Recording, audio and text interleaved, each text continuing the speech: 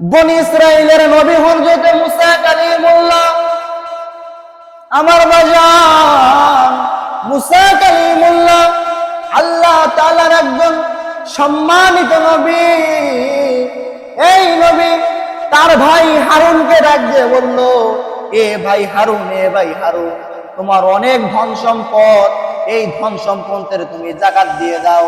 আল্লাহ পাক রব্বুল আলামিন তোমাকে অনেক নিয়ামত দিয়েছে, আল্লাহ পাক রব্বুল আলামিন তোমাকে অনেক ভালোবেসেছে, আল্লাহ পাক রব্বুল আলামিন তোমাকে এত ধন সম্পদ দিয়েছেন।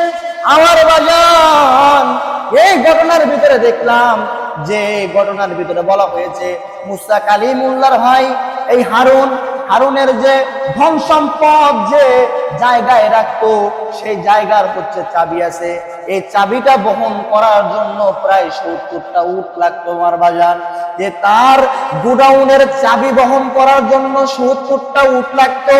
তাহলে মুসা কালিমুল্লাহর ভাই হযরতে মুসা কালিমুল্লাহর ভাই এই হারুনকে আল্লাহ তাআলা কত ধন সম্পদ দিয়েছিল।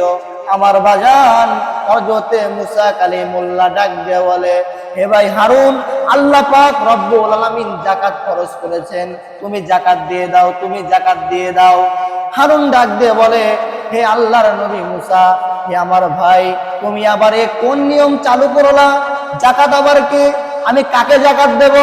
আমি কোনো যাকাত দিতে পারবো না, কোনো যাকাত আমি দিতে পারবো না। মুসা কালিমুল্লাহ ডাক দিয়ে বলে, হে ভাই হারুন, তুমি যে ধন সম্পদ আল্লাহ পাক রব্বুল আলামিন তোমাকে দিয়েছে, এই ধন সম্পদের যদি তুমি যাকাত না দাও, কোনো ফকির মিসকিনকে যদি তুমি সাহায্য না করো, এই ধন সম্পদ কিয়ামতের ময়দানে তোমাকে সাপ বিচ্ছু হয়ে কামড়াবে। জোরে জোরে বলুন একবার সুবহানাল্লাহ। কথা কি বুঝতেছেন? যে ধন সম্পদের যদি যাকাত না দেওয়া হয়, এটাও কিয়ামতের ময়দানে সাপ বিচ্ছু হয়ে কামড়াবে।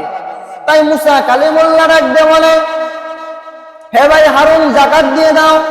হারুন, কিতাবের ভিতরে বর্ণনা করা আছে, হারুন অস্বীকার করলো, না আমি কোনো যাকাত দিতে পারবো না, আমি কোনো যাকাত দিতে পারবো না, আমি কোনো যাকাত দিতে পারবো না, আমার ধন সম্পদ আমি হলো ভক্ষণ করব, কোনো যাকাত দিতে পারবো না। হারুন ওখান থেকে চলে গেল।